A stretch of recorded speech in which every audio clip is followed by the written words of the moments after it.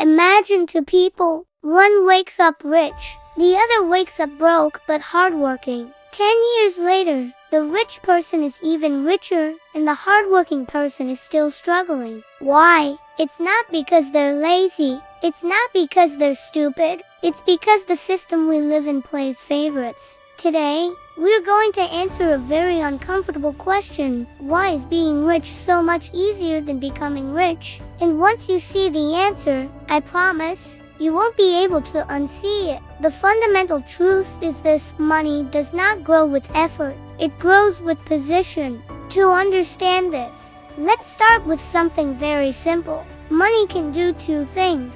You can work for it, or it can work for you. Most of us, probably over 95% of people, only ever experience the first option. You go to work, you trade your time for a paycheck, and you use that paycheck to survive. This is the world of salaries. But rich people live in a completely different world. They don't ask how much they can earn per hour. They ask how much their money can earn while they're sleeping. This question, right here, is the first invisible wall that most people never cross. Think about it. If hard work alone made people rich, construction workers, nurses, and teachers would be the millionaires of our society. But they aren't. The truth is, the link between effort and reward is broken. The more you work, the more you earn. But only up to a certain point. The rich figured out long ago that there's a limit to how much you can work. But there's no limit to how much your money can work for you. This is the difference between active income and passive income. Active income depends on you showing up.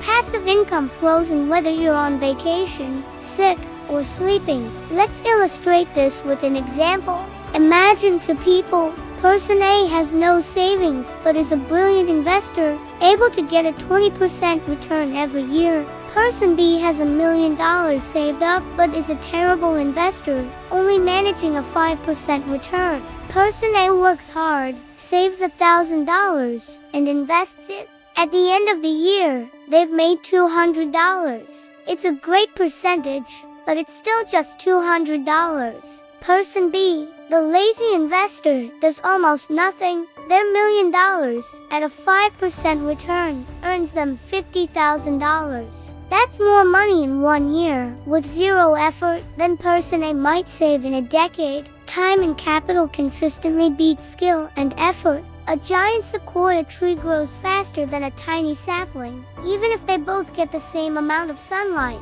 The initial advantage is just that powerful. Now, let's talk about how the system itself quietly helps the rich get richer. First, rich people get access to cheaper money. If you're struggling financially and need a loan, what happens?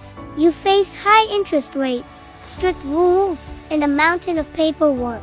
The bank sees you as a risk. But if you're already rich and want to borrow $1 million, the dynamic flips completely. Banks chase you. They offer you low interest rates and flexible terms. The unwritten rule is that money trusts money. The more you have, the less you pay to borrow it.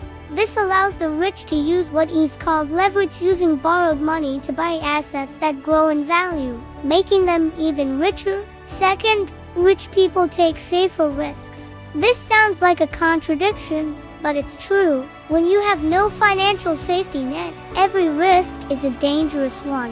One bad business decision, one failed investment, one medical emergency can wipe you out completely, sending you back to square one. This forces you to be defensive.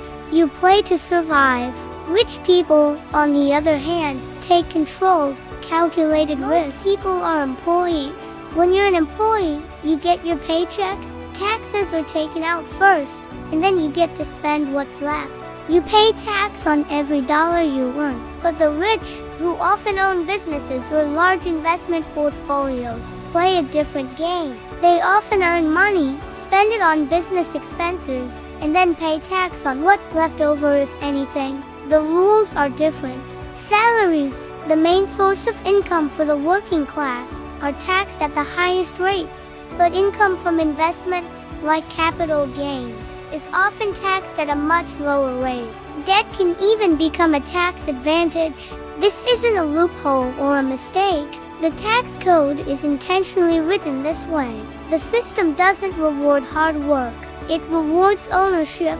This brings us to another critical difference, one that starts in childhood: financial education. Most schools teach us how to be good employees. They teach us how to follow instructions, how to work a job, and how to manage a basic budget. They rarely, if ever, teach us how to own assets, how to build a business, or how to make our money work for us. Rich families, however, have these conversations around the dinner table. They talk about assets versus liabilities, about leverage, about building networks and creating value. Poor families talk about saving money, cutting costs, and finding a stable job, not because their advice is wrong, but because their reality is focused on survival and stability. This knowledge gap compounds over a lifetime. Just like money, by the time they're adults, the children of the rich are playing chess while everyone else is still learning the rules of checkers. And here's possibly the hardest truth of all.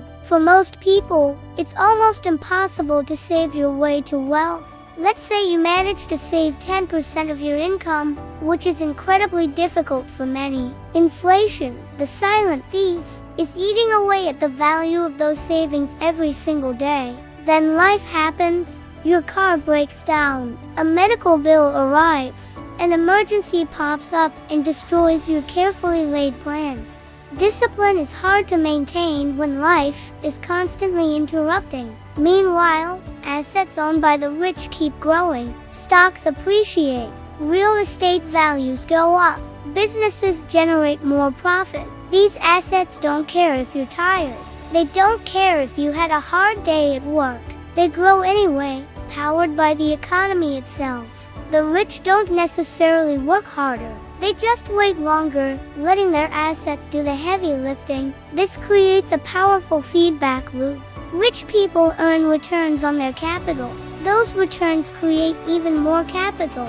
More capital opens the door to better opportunities, cheaper loans, and exclusive deals. It's an upward spiral. For most other people, it's a different loop. They earn income from a job. That income gets spent on housing, food, taxes, and transportation. The spent income is gone forever. There's little to nothing left to invest. It's a cycle of earning and spending that keeps you in place. Once you are rich, the entire system is designed to push you further up. When you are not, it's designed to hold you where you are.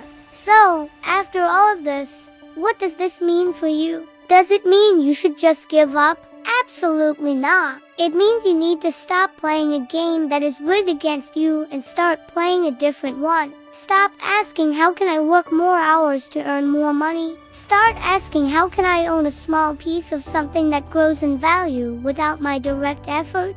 This could be a small investment in a stock market index fund. It could be starting a tiny side business that has the potential to scale. It could be learning a skill that allows you to create a digital product you can sell over and over again. Even small ownership matters. Even slow progress counts. The goal isn't to get rich overnight. The goal is to get on the right side of the equation, to move from being just a worker to becoming an owner.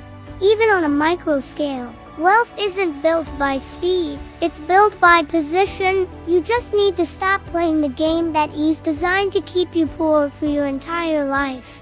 If this video changed the way you think about money, please share it with someone you know who works incredibly hard but feels like they are stuck on a treadmill. And consider subscribing, because understanding how money really works is the first and most important step to finally escaping its trap. Thanks for watching.